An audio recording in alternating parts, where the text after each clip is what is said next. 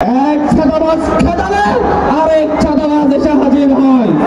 আমরা যখন কথা বলি, আমরা যখন যেই বিধান আমাদের দেশকে নিরাপত্তা দেওয়ার কথা, সেই মেয়াদ উত্তীর্ণ বিধান আমাদের জনগণকে হত্যা করে।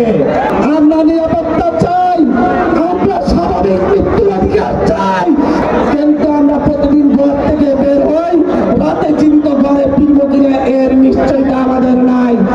এই বাংলাদেশকে নিরাপদ করে গড়ে তুলতে আমরা এই প্রজন্ম আপনাদের সামনে এসে দাঁড়িয়েছি।